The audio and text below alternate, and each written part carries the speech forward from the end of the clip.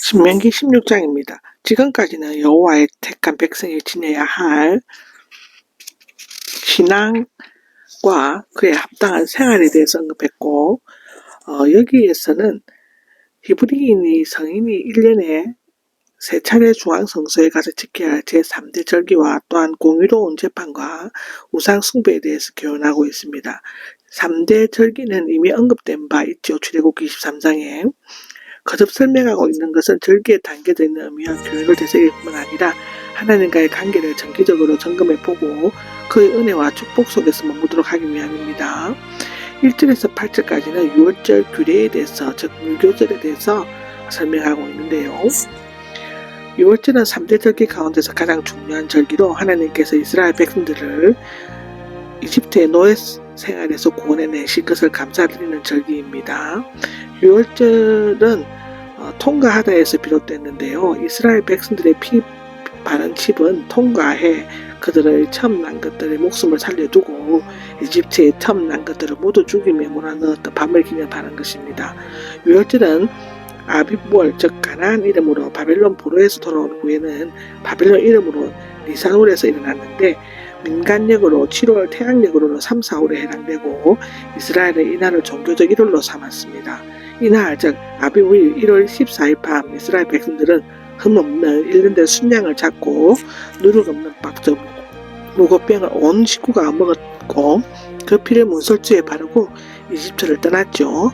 이집트 장자를 멸하는 천사가 문설주의 피를 보고 넘어갔으므로 유월절 그때부터 누룩 없는 빵을 먹었으므로 무교절로 불렀다고 합니다. 그런데 유월절과 무교절에 구분되지 않고 종종 혼용되고 있는데요. 출애굽기 12장, 레위기 23장 그렇습니다. 그 이유는 유월절 의식이 곧바로 무교절 의식으로 이어질 뿐만 아니라 유월절 음식이 무교절에 먹는 누룩 없는 빵 무고병이었기 때문인데요.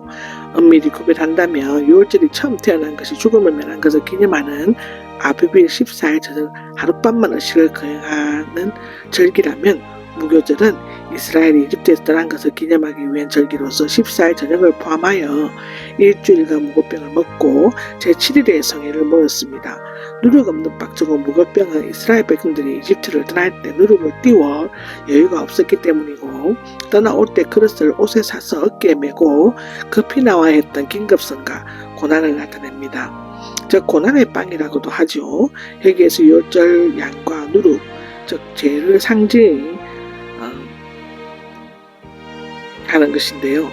여기 누룩 없는 빵은 흠이나 죄가 없으신 예수 그리스도의 몸을 상징하고 그 살, 즉 성탄식의 빵을 먹는 것은 영생의 살이 되시는 예수 그리스도의 몸을 먹고 거룩한 삶을 살아가는 것을 나타낸다고 고린도전서 5장 6절 7절에는 얘기하고 있죠.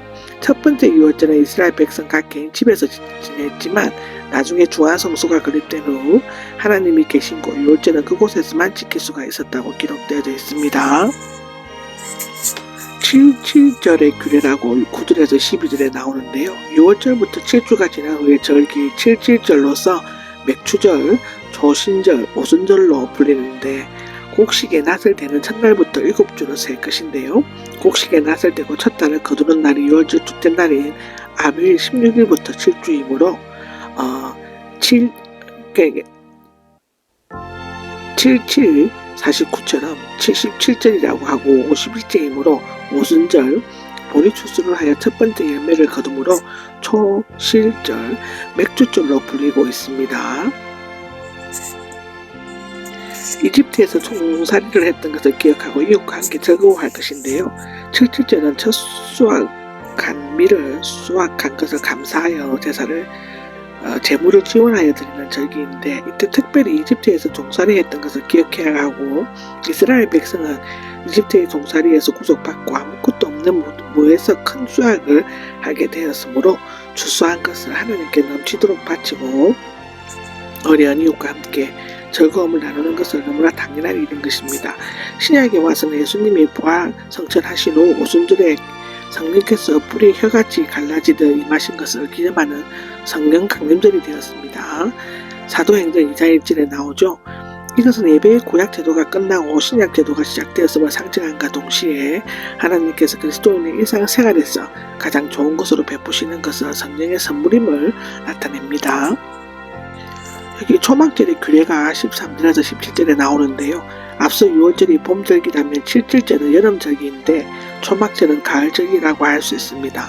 초막절은 가을에 포도와 옥수수 등의 모든 과일과 곡식의 추수를 끝내고 지키는 절기로 수장절 또는 장막절이라고도 하는데요. 이 절기는 티시리 위일, 즉 가나안 이름으로 에다님 위일에 지키며 종교력으로 7월, 민간력으로 1월, 태양력으로는 9월에서 11월입니다. 또 15일부터 7일간 지켜집니다. 초막절은 모든 추수를 은혜 중에 끝마치신 해주신 하나님께 감사하는 일종의 추수 감사대였다고 할 수 있다고 하는데요. 또한 이때 일주일 동안 가지세개와 잎사귀로 지은 초막이나 오두막집 또는 장막에서 지냈기 때문에 그렇게 불렀다고 합니다. 레위기 23장 42절에 나오죠. 이것은 특히 이집트를 떠나 강야에서 생활했던 것을 기억하기 위함입니다. 또한 이 절기는 곳간에 간직하는 절기라는 뜻에서 수장절이라고 불렀죠.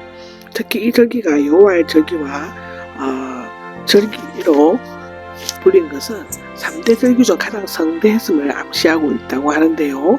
절기 첫날에는 성회를 모으고 안식하였으며 7일 동안 제사장은 금 항아리에 신라한 물을 기르다가 제단 서편에 부었는데 강야 생활에서 물을 마신 것을 기념하기 위함이었다고 출애굽기 17장에도 나오고 이사야 12장에도 나옵니다. 이 세 가지 절기는 모두 출이집트의 역사와 깊은 연관성이 있는데 그것은 이집트에서 이끌어내신 하나님의 은혜에 감사하면서 하나님께 예물을 드리고 이웃들과 함께 기뻐하는데 절기들의 궁극적인 목적이 있었습니다. 모세는 세절기를 요약하면서 이스라엘 모든 남자는 1년에 3번 곧 세절기에 여호와께서 택하신 곳 중앙성소에서 여호와를 볼 것을 명하고 있습니다. 그리고 형식적으로가 아니라 온 마음과 정성을 다해 예물을 드릴 것을 권하고 있습니다. 사도행전 기자는 각지에서 많은 유대인들이 오순절을 지키기 위해 모였다고 기록하고 있습니다. 공정하게 재판하고 우상을 숭배하지 말라고 18절에서 22절에 기록되어 있는데 앞세 3대 절기에 이어 공정한 재판과 우상 숭배 금지를 말하고 있는 것은 어실적인 절기 수준에서는 그에 합당한 참된 신앙과 공의가 따라야 한다는 것을 강조하기 위함입니다. 본문에서는 18장 22절까지는 이스라엘의 지도자들 곧 재판장과 왕, 제사장, 예언자들에 관한 규례가 언급되고 있습니다. 공정하게 재판할 것은 재판장이 공정하게 재판하려면 첫째, 판결을 지우치게 하지 말아야 한다는 것이고 둘째는 얼굴을 보고 봐줘서는 안 된다는 것입니다. 셋째는 뇌물을 받아서는 안 된다는 것이죠. 뇌물은 지혜자의 눈을 어둡게 하고 의인의 말을 굽게 하므로 재판을 공정하게 하지 못하고 왜곡된 판결을 내리게 될 수 있습니다. 하나님께서는 뇌물을 받는 자에게 저주를 내리신다고 하셨으므로 마땅히 공의로운 재판을 해야 합니다. 21절에서 22절까지는 우상을 숭배하지 말라입니다. 후에 재판장이 첫 번째 해야 할 중요한 임무는 그 땅에서 가증스럽고 불순한 예배 간섭을 제거하는 것이었습니다. 여기에서 아세라 묵상 즉 풍요의 여신이며 바알의 모친 또는 배우자와 석상 즉 풍요의 남신인 바알을 새긴 상에 대해 언급한 것은 그들이 가나안 신들 중 대표적인 것이기 때문인데요. 계속해서 공의로운 재판과 우상 숭배 제거가 강조되고 있는 것은 이 두 가지가 인간이 쉽게 지울 수 있는 제약뿐만 아니라 공의와 신앙의 이스라엘을 지탱해주는 가장 기본적인 두 기둥이기 때문입니다. 그러나 이스라엘은 끝내 하나님의 말씀을 거역하고 불의와 불신앙 가운데 살았으며 그로 말미암아 북왕국 이스라엘을 망했고 남왕국 유다는 포로로 끌려가고 말았습니다.